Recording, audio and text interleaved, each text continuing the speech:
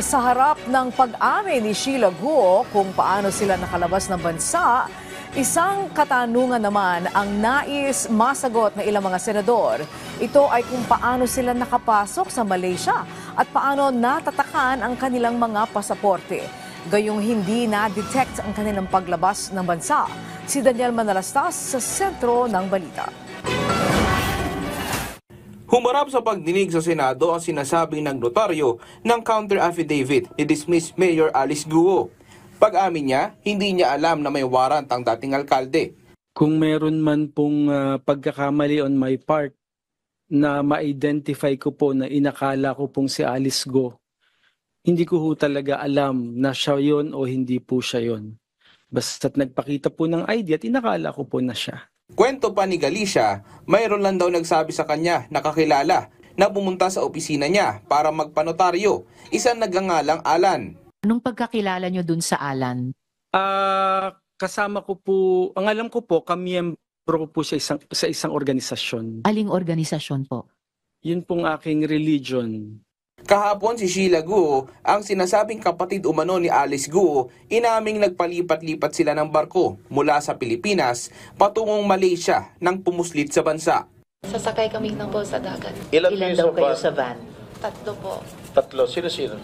Kaming 3. Sino? Sinong tatlo? Si Alice tsaka si Wesley po. Sabay kayo ni Alice, lumayas dito sa Pilipinas. Oh. At yung Samantala may pinakawalang alegasyon si Senator Risa Hontiveros sa mga Guo. Pero sagot ni Sheila, may nagsasabi po na sinave lang ng Guo family ang mga totoong Guo na nagbayad daw sila ng 200 million para makatakas si Alice. Alam mo, aware ba kayo doon? Hindi ko po alam. may binunyag din si Sheila tungkol sa umano'y relasyon ni Cassandra Ong na dinadawit din sa Pogo at ni Wesley Go. Anong sabi ni Wesley? Mukhang girlfriend yata. Mukhang girlfriend? Mukhang girlfriend o girlfriend niya? Okay lang yun. Hindi naman illegal ang girlfriend. Girlfriend niya. Okay.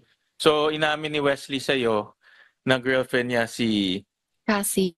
Cassie. Pero hindi pa ako nakita. Okay. Anong involvement ni Wesley sa Pogo sa Porac? Hindi ko alam. Nasabi niya ba sa'yo? Hindi po. Si Wesley ba involved sa Pogo? Hindi kami kwento kung sa trabaho, ganyan, wala. Kaya hindi ko alam. Kwento lang niya love life niya. Oo. Nang hinga naman ng opinyon ang Pangulong Ferdinand R. Marcos Jr. hinggil sa isyo kay Alice Guo. Definitely.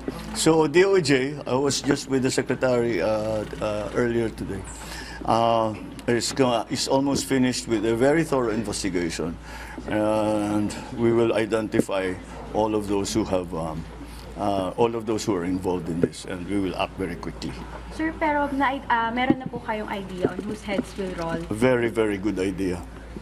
I have a very good idea. From BI, sir? From BI. Yeah. How many are they? Ilan sila, sir?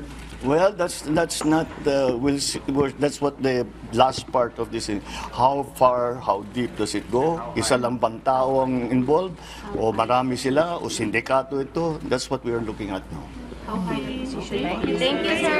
Thank you po. There are no sacred cows. Sa ngayon inaasahan pang magpapatuloy ang investigasyon ng Senado. Daniel Manalastas para sa Pambansang TV sa Bagong Pilipinas.